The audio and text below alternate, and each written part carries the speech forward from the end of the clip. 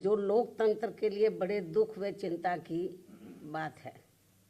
इतना ही नहीं बल्कि देश में लोकसभा व राज्यों में विधानसभा आम चुनाव के साथ साथ खासकर उपचुनावों में तो अब ये कार्य काफ़ी खुलकर किया जा रहा है। और ये सब हमें हाल ही में हुए यूपी के उपचुनाव में काफ़ी कुछ देखने के लिए मिला है। और इस बार महाराष्ट्र स्टेट में विधानसभा के हुए आम चुनाव में भी इसको लेकर काफ़ी आवाज़ें उठाई जा रही हैं। ये अपने देश में यह लोकतंत्र के लिए बहुत बड़ी खतरे की घंटी भी है। ऐसी स्थिति में अब हमारी पार्टी ने ये फैसला लिया है कि जब तक देश में फर्जी वोटों को डालने से रोकने के लिए देश के चुनाव आयोग द्वारा कोई सख्त कदम नहीं उठाए जाते हैं, तो तब तक हमारी पार्टी देश में खासकर अब कोई भी उपचुनाव नहीं लड़ेगी। मैं उपचुनाव की बात कर रही हूँ, बाई इलेक्शन की। तो तब तक हमारी पार्टी देश में खासकर अब कोई भी उपचुनाव नहीं लड़ेगी।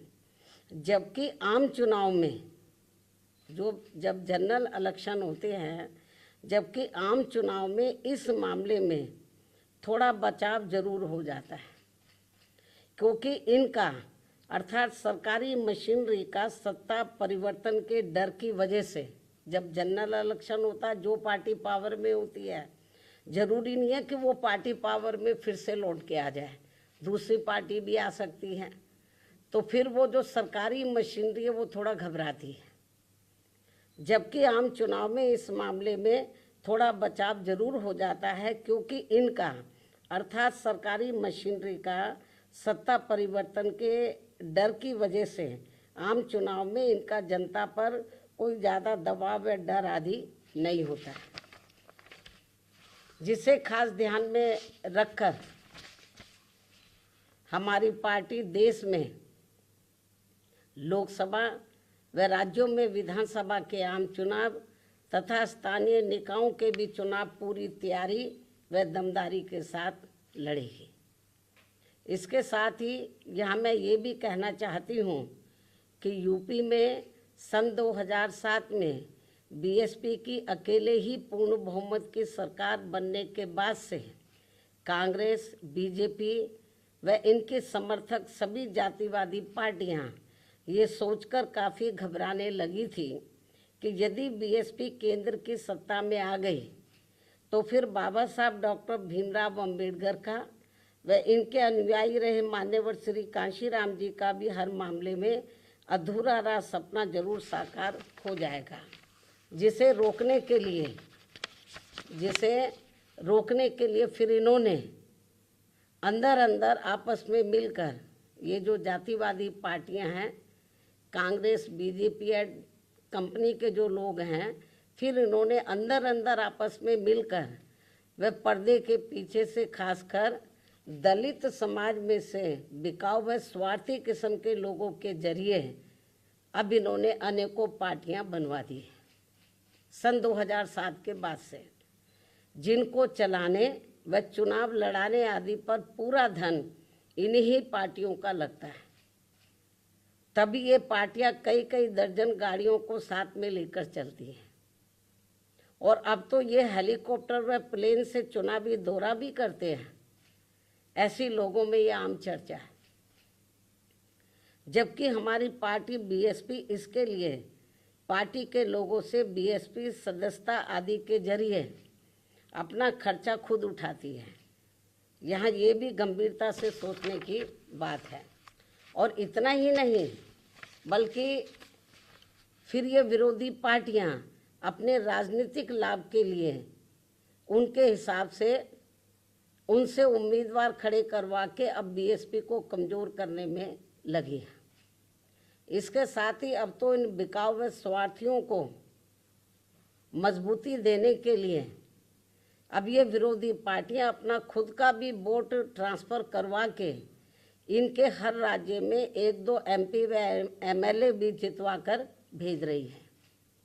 इसलिए ऐसे सभी बिकाऊ व स्वार्थियों की पार्टियों को अब अपने भोले भाले दलितों, आदिवासियों, अन्य पिछड़े वर्गों व अक़लियतों को भी अपना एक भी वोट देकर खराब नहीं करना है। ये सब हमें अभी हाल ही में हरियाणा, महाराष्ट्र, झारखंड के हुए विधानसभा आम चुनाव के साथ साथ यहाँ उत्तर प्रदेश में भी 9 विधानसभा की सीटों पर हुए उपचुनाव में काफ़ी कुछ देखने के लिए मिला है। ऐसे में अब इन सभी वर्गों के लोगों को इन्हें जाति, बरादरी, रिश्ते नातों, यार दोस्तों आदि के भी चक्कर में न पड़कर अपना वोट ऐसी किसी भी पार्टी को नहीं देना है, बल्कि अपनी एकमात्र हितैषी पार्टी बीएसपी को ही अपना वोट देना है, जिसकी नीतियों व कार्यशैली को इन्होंने यूपी में, यानी कि जो वीकर सेक्शन के लोग हैं, इन्होंने यूपी में बीएसपी के, वैसे तो सर समाज के लोगों ने आजमाया है, इन्होंने यूपी में बीएसपी के नेतृत्व में 4 बार बनी सरकार में भी काफ़ी कुछ आजमाया है। इसके साथ साथ इन सभी वर्गों के लोग अब पुनः सत्ता में आने के लिए विरोधी पार्टियों की इन सभी साजिशों से हमेशा सावधान रहना है और आपस में भाईचारा पैदा करके अपनी पार्टी बीएसपी को हर मामले में जरूर मजबूत बनाना है तथा इनकी इन सभी साजिशों से ये लोग हमेशा सावधान भी रहें। वर्तमान में समय की यही मांग है और सर्वजन हिताय व सर्वजन सुखाय के लिए इसकी ये खास ज़रूरत भी है। और अब मैं विरोधियों की इन सभी साजिशों के बीच अपनी पार्टी के लोगों ने अपने उम्मीदवारों को यहाँ उत्तर प्रदेश में, महाराष्ट्र में, झारखंड में और ख़ासकर उत्तर प्रदेश में जो 9 विधानसभा की सीटों पर बाई इलेक्शन हुए, तो इन सभी सीटों पर अपनी पार्टी के लोगों ने अपने पार्टी के उम्मीदवारों को जिताने के लिए जो पूरे जी जान से कोशिश की है, तो उनका मैं पूरे तय दिल से आभार प्रकट करते हुए अब मैं अपनी बात यहीं समाप्त करूं। लेकिन इससे पहले मैं यूपी सरकार को ये भी कहना चाहूँगी, कल यूपी में उपचुनाव को लेकर आए अप्रत्याशित नतीजों के बाद से खासकर संभल जिला सहित पूरे मुरादाबाद मंडल में काफ़ी तनाव की स्थिति व्याप्त थी कल से ही। ऐसे में शासन व प्रशासन को संभल में मस्जिद व मंदिर विवाद को लेकर सर्वे कराने का कार्य आगे बढ़ाना चाहिए था, जो तो ये ज़्यादा बेहतर होता। लेकिन ऐसा ना करके जो आज वहाँ सर्वे के दौरान जो कुछ भी बवाल हुआ है, हिंसा हुई है, तो उसके लिए यूपी का शासन व प्रशासन पूरी तरह से जिम्मेवार है। ये अति निंदनीय है। ये जो भी कुछ उधर हो रहा है ये अति निंदनीय है, जबकि ये काम दोनों पक्षों को साथ में लेकर शांतिमय ढंग से किया जाना चाहिए था, जो नहीं किया जा रहा है। ऐसे में अब मैं खासकर संभल के सभी लोगों से वहाँ शांति व्यवस्था बनाने की भी पुरजोर अपील करते हुए अपनी बात यहीं समाप्त करती हूँ। धन्यवाद। जय भीम व जय भारत।